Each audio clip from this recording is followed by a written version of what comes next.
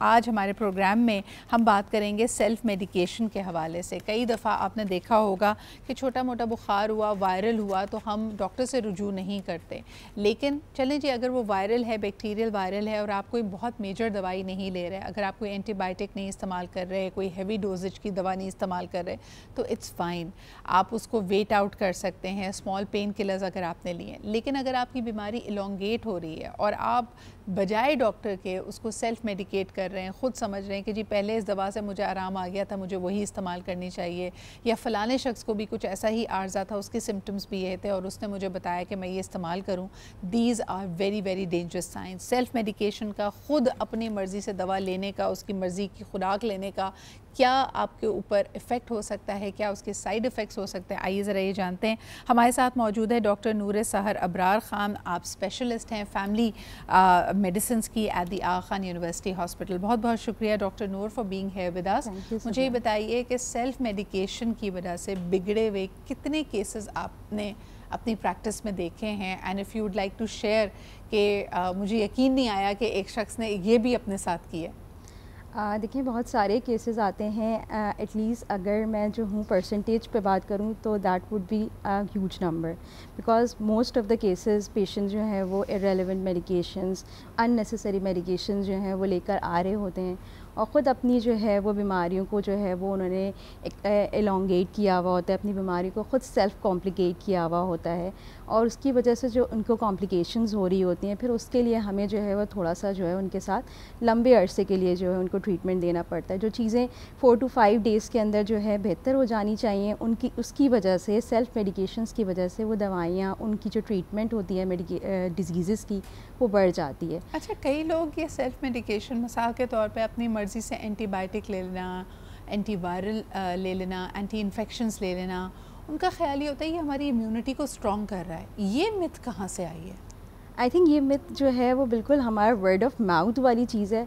और एक जो है वो सेल्फ फार्मेसी और अनलाइसेंस फार्मेसी मेडिकेशंस जो हमारे पास इजीली अवेलेबल होती हैं। आप फार्मेसी पे गए और उन्होंने जो है डिस्पेंसर ने आपको दवा बता दी, लोग जाके पूछते हैं कि भाई गले के दर्द की दवाई कौन सी है और वायरस हो गया है और पेट दर्द की दवाइयाँ कौन सी हैं। तो आई थिंक ये भी जो है वो एक कॉमन प्रॉब्लम है जिसकी वजह से जो है वो सेल्फ मेडिकेशंस को थोड़ा सा जो है हमारे जो मुल्क है उसके अंदर बढ़ावा मिला हुआ है। आपको लगता है डॉक्टर नूर इसकी एक बड़ी वजह ये है क्योंकि लोगों को डॉक्टर्स के पास जाना कम्बरसम लगता है, कभी किसी की फ़ीस ज़्यादा लगती है, तो वही आपकी वाली बात कि अपनी दवा, अपनी सिम्टम्स जो हैं वो केमिस्ट को बताते हैं और उनको भी एक नॉलेजेबल पर्सन समझ के कि भाई ये फार्मासिस्ट है, इसको तो पता ही होगा और ये जो बता रहा है तो अच्छा है मेरा एक डॉक्टर का चक्कर बच गया, ये थॉट भी प्रिवेल करती है। Exactly most of the cases में यही थॉट होता है, लेकिन उसके अंदर जो है आई थिंक हम डॉक्टर्स को और फार्मासिस्ट को, जो कि हमारे पास लाइसेंस्ड फार्मासिस्ट हैं, जिनकी बहुत ज़्यादा जो है वो ज़रूरत है कि वो जो है इस चीज़ को ऑल्सो इनकॉर्पोरेट करें इस चीज़ को, क्योंकि जो केमिस्ट है most of the time they are not professional pharmacist. So उसकी वजह से जो है वो सिर्फ़ और सिर्फ सिम्टम की बेसिस पे वो जो वर्ड ऑफ माउथ और जो उनके पर्सनल एक्सपीरियंसेस हैं उसकी वजह से जो है वो मेडिकेशंस वो प्रिस्क्राइब होती रहती हैं, वो इजीली पेशेंट्स को availability is a biggest problem. बिल्कुल, और साथ साथ जैसे हम कहते हैं ना नीम हकीम वबाले जान, तो यहाँ पे ये वो उन फार्मासिस्ट और केमिस्ट पे बिल्कुल लागू होता है क्योंकि उनको पूरा अदराक तो नहीं है आपकी सिचुएशन का, आपकी बीमारी का, आपकी अदर फैमिली हिस्ट्री का, कॉम्प्लिकेशंस का, लेकिन वो कुछ ना कुछ तो आपको बेच ही देते हैं उस वक्त। अच्छा, इसके अलावा एक और चीज़ भी डॉक्टर नूर मुझे, क्योंकि मैं सोशल एटीट्यूड्स के हवाले से बात करना चाहूँगी, लोगों को अगर ऑनसेट ऑफ कोई बीमारी हुई है और उन्होंने फ़ौरी तौर पे कोई हाई डोज एंटीबायोटिक की ले ली, पेन किलर की ले ली, एंटी एलर्जी ले ली और वो जाहिर सी बात है सिम्टम्स सबसाइड कर गए,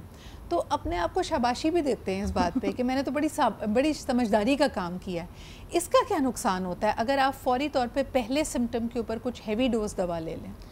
अगर आपको एंटीबायोटिक की नीड नहीं है और आपने वो एंटीबायोटिक स्टार्ट कर ली है तो हमारे पास बहुत सारी ऐसी एंटीबायोटिक्स हैं जो हम किसी और बीमारी के लिए इस्तेमाल कर रहे होते हैं। जैसे कि हमारे पास आजकल कॉमन प्रेवलेंट जो है वो टाइफॉइड का XDR रेजिस्टेंट जो है स्ट्रेन चला हुआ है, और मोस्ट ऑफ़ द टाइम लोग जो है वो उसी की जो जो उसके ऊपर इफ़ेक्टिव एंटीबायोटिक है, मोस्ट ऑफ़ द टाइम लोग वही स्टार्ट कर देते हैं, बिकॉज़ वो वर्ड ऑफ माउथ से जो है वो लोग एक दूसरे को बता रहे होते हैं, और फिर वो पहले ही दिन जो है वो एंटीबायोटिक स्टार्ट हो जाती है, सेकेंड डे पे एंटीबायोटिक स्टार्ट हो जाती है। और most of the cases as you have said earlier कि वो वायरल इलनेस होती है और उसके अंदर एंटीबायोटिक की नीड होती भी नहीं है। तो वो जो बीमारी है, जैसे अब टाइफॉइड है, हमने देखा है कि टाइफॉइड जो है वो बहुत बिगड़े हुए केसेस हमारे पास आ रहे हैं। ऐसे केसेस आ रहे हैं कि जिन टाइफॉइड